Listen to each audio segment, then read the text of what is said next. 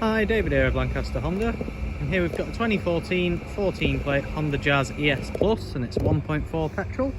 What I'll be doing in this video is just quickly showing you around condition of the vehicle and showing you some of the features it has.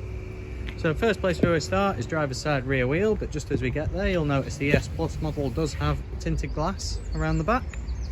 Also comes on alloys rather than hubcaps.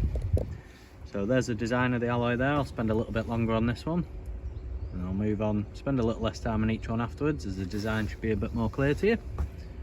But just before we get onto the driver's side front wheel, down the side of the vehicle you can see there's no scratches or dents anywhere, and this paintwork certainly is quite reflective, so it'll show it off if there is. So you can see very clearly there, paintwork's in great condition. Then onto the driver's side front alloy, again very good condition for that one too. Really doesn't look like a 2014 model this. You'll also notice around the front there's no scuffing anywhere to be seen, and the bonnet's also completely clear of stone chips. We've also got no clouding on the headlights as well, so I'll just bring you back to that one just so I don't miss it. So moving on round, we've got the passenger side front alloy then. Again, really good condition there. And then down the side of the vehicle, got no dents, no scratches, nothing like that. Wing mirror caps all fine. And just onto the passenger side rear wheel, and then we'll move on to the back and look at the boot.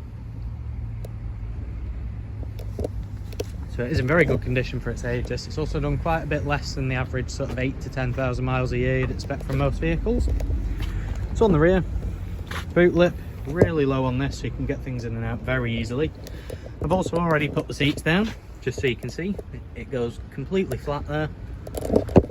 The only sort of lip at all is just this bit, and you just push it down and it's completely flat.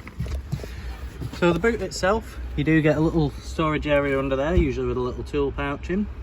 However, what you can do is lift that up and just pop it into those bits there, so you get a sort of dual level. Or if you really don't need that in the way at all, what you can do is just put it down into those ones there, and then you get the entire bottom portion free. So you can just about get a spare wheel in there. However, you do get an inflation kit as standard, so I'll just show you where to find that before we close the boot back up.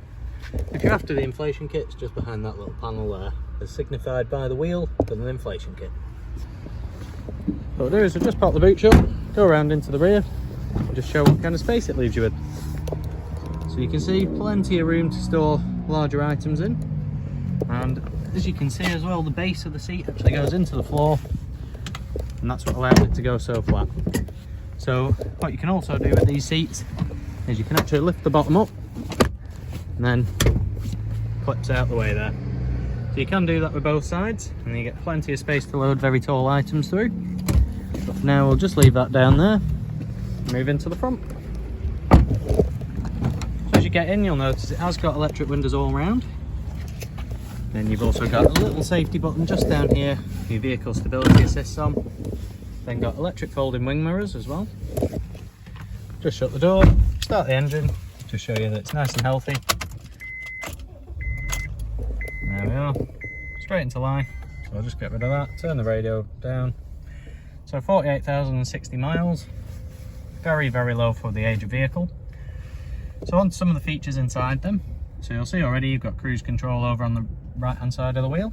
You've then got your radio controls over on the left, so that's your mode, so whether you're listening to AM, FM radio, CD or auxiliary input, you can flick through that one. You then got volume and channel. Channel also is track if you're on CD, for example, so you can skip through with that. Behind there you've got your lights over on the indicator stalk. Then you've got all your wiper functions over on this side.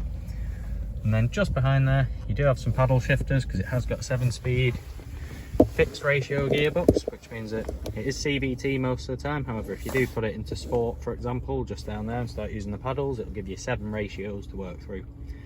So just while we're on there, so you've got park, reverse, neutral, drive and sport.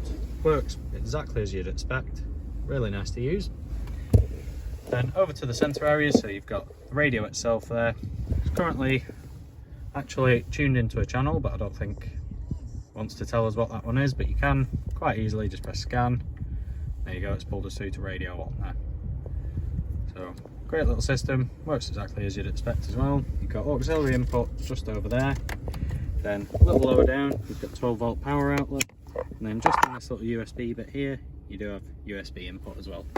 So you can flick through that, I'm fairly sure. So you've got USB, there we go. So if you plug a USB stick in, you can read it through that. So it does give you a few ways to connect your devices up. We've then also got air conditioning, automatic. That's what you can probably hear kicking in and out all the time. So the way this works, you've got a little screen, tells you exactly what's going on. You've got an auto button at the top with your on and off. And then just below here is your actual temperature.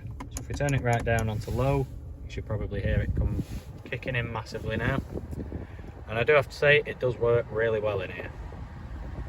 But for now, we'll turn it off so I don't waste any of it. So onto the last few little features then. So you do get a manual handbrake with a cup holder behind it. You've also got an armrest in the ES Plus model, which is really nice for those longer journeys. And then you do get the usual jazz of this era double glove box. So got all your butt pack and locking wheel nut in there, which does include the service history, which can be found on the last photo. And then you've got a slightly smaller upper glove box with a little area to hold a pen as well. So if there is anything I've not covered in this video, or there's a little bit of extra info you may want, don't hesitate to get in contact with us. We'll see what we can do to help. Thanks, take care, bye.